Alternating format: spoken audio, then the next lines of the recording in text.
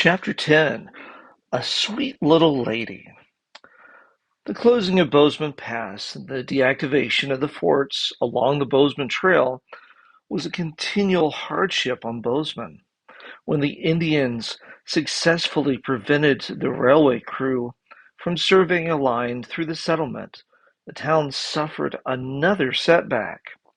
But these discouragements only stiffened the settlers' determination. They resolved that the Gallatin Valley must be open to white settlers, along with eastern Montana. Lisha, with other men who had a strong sense of justice, contended that the Indians had a right to their ancient hunting grounds. Lisha also felt that the continued wanton destruction of the buffalo was a significant injustice to the Indians. Anyone could see that the once vast herds of buffalo had diminished from their former numbers. F. D. Pease, chief agitator for reopening Bozeman Pass and the Yellowstone, had no regard for Indian rights. "Lish," he said one day, "you're an Indian lover." "I am not," Lisha insisted. "But you've got to admit that Indians roamed the Yellowstone for hundreds of years before we were born. I want to see immigrant trains rolling west as much as you do.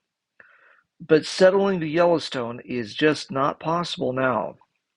"Well, I'm in favor of building a fort to protect settlers," Pease went on. "We've got to drive an entering wedge into that Yellowstone country if we're ever if we ever get anywhere. We've got to show those Sioux a thing or two." "You'll bite off more than you can chew," Lisha stuck to his contention.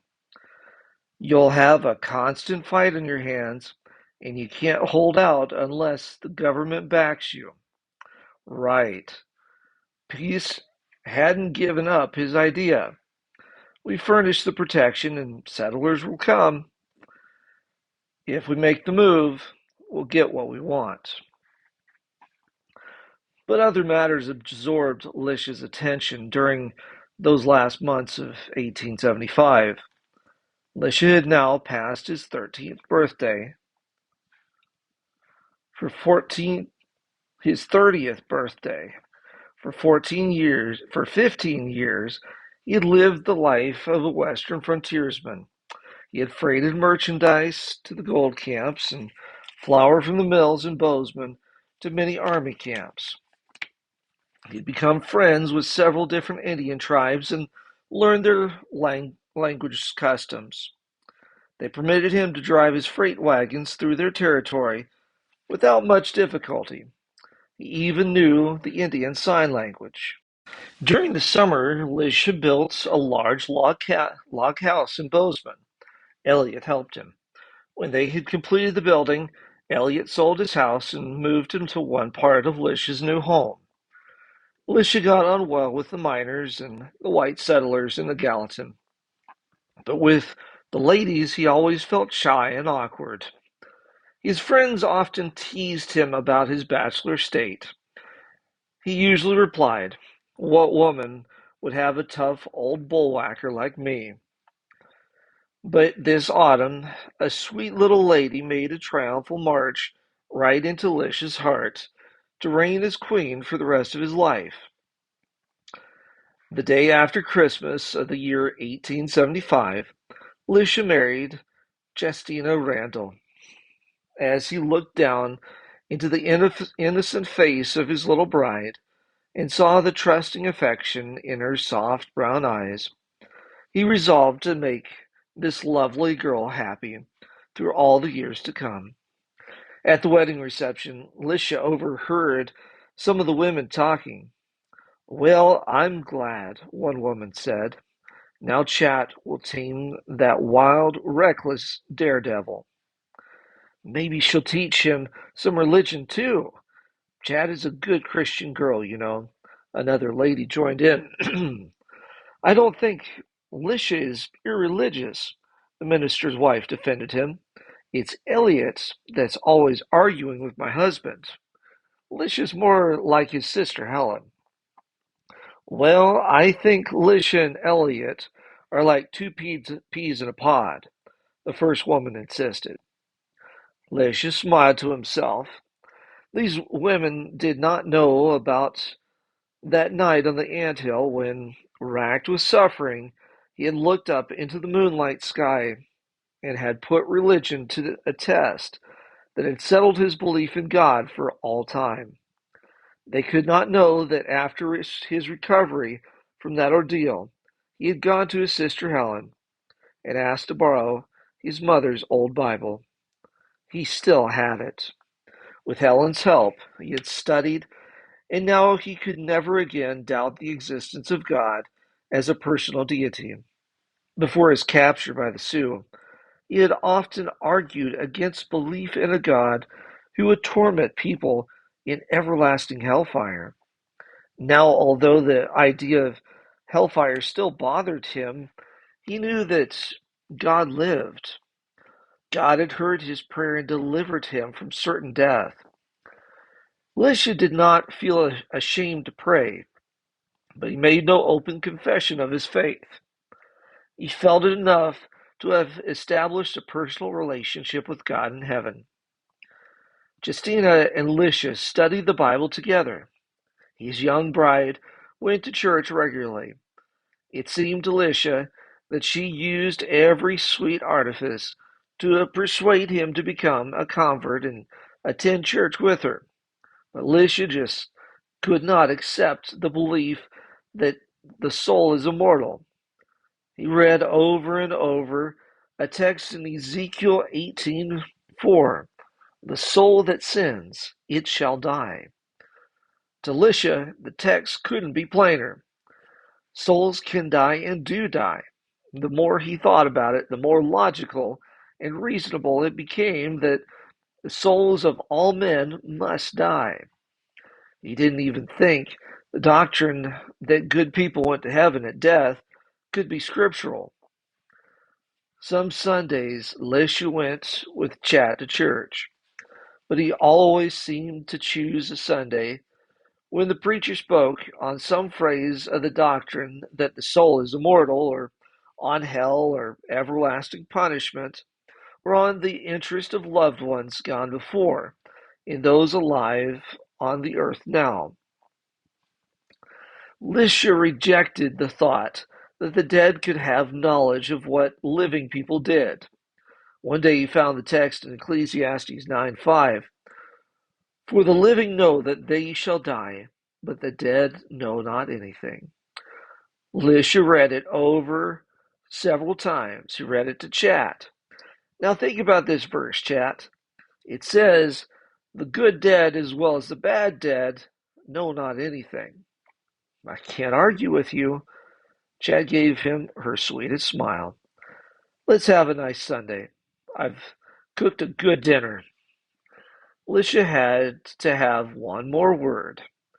I studied enough ancient history to believe that the doctrine of immortality of the soul came right out of paganism.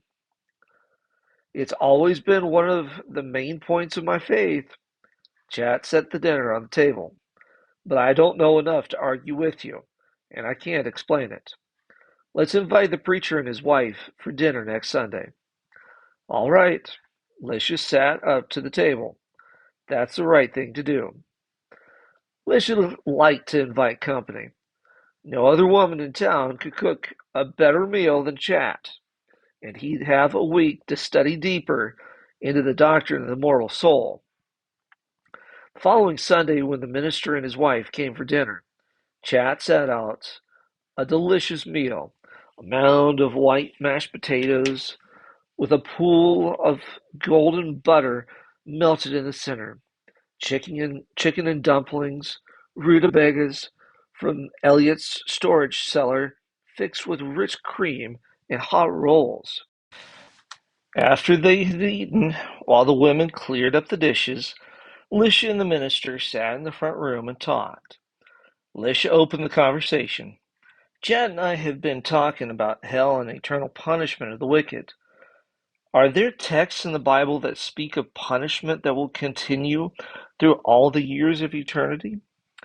Yes, Lisha, the minister said, there are several. Let's take Matthew 5:46.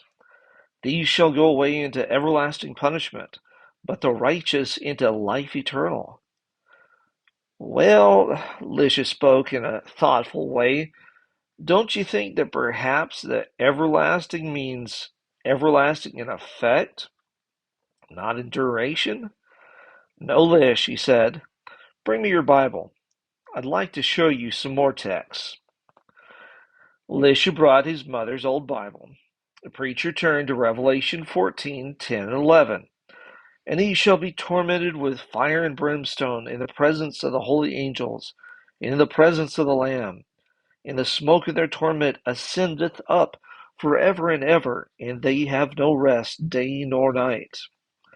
And continued the preacher in Mark 9:43, we read of fire that shall never be quenched. Well, Lisha leaned back in his comfortable chair. I want to believe in a God. I want to believe in God. I do believe in God, but I must believe that He is fair and just, and at least as fair and just as a good man would be. He leaned toward the minister. Do you consider it fair and just to burn men in hell for millions of years, for the wickedness they do in a few years on earth? Only the most cruel tyrant could imagine such a thing. The minister cleared his throat. No, Lisha, God is not a tyrant. He gives men every chance to accept Christ and be saved. But if a man persists in doing wrong, he will be lost and must suffer the penalty of the damned. But look here. Lisha jumped up and stood before the preacher. When you take the texts you have just read by themselves, you could interpret them that way. But there are other texts that present a different angle. I think it's only right to consider them too. He picked up some sheets of paper on which he had written a number of texts that he had searched out with the help of the concordance in the back of the old Bible. The minister leaned forward in his chair. He appeared eager to hear what Lisha might have to present. Lisha sat down again. I think that any church doctrine which is not supported by all the scriptural teaching on the subject is in danger of misrepresenting God, placing him in a false light. The minister nodded. Lisha reached for the Bible and read John 3:16.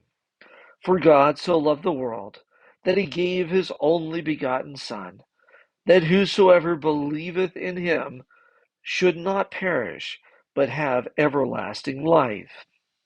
What does perish mean? The minister smiled. I see what you're getting at. Perish means to come to nothing, to be destroyed, to cease to exist. Doesn't perish describe the thing that will happen to the unrepentant? What believers will escape? Lisha pressed his point. Go on, Lisha. I'm listening. Lisha looked quickly over his list of text. The soul that sins, it shall die. Ezekiel 8:4. The wicked shall be cut off. Psalm 37:28. The wicked shall not be. Psalm 37:10. A fire goes before him and burns up his enemies. Psalm 97:3. And you shall tread down the wicked, for they shall be ashes under the soles of your feet. Malachi 4:3.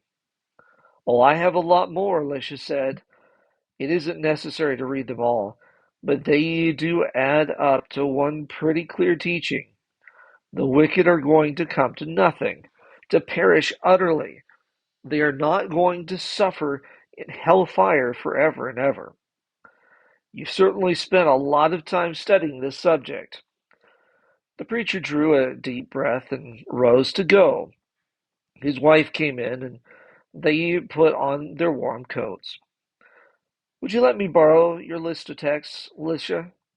I want to study them for myself. You've given me something to think about. After they had left, Chad turned to Lisha. I suppose they won't come back to our house anymore. The minister probably doesn't care to hear you expound your pet theories. Well, just because I don't accept his interpretation of the Bible on this point shouldn't affect our friendship. Didn't you hear him say that I've given him something to think about? Licious slipped his arm around his little wife. I think the preacher liked it. Let's hope you're right.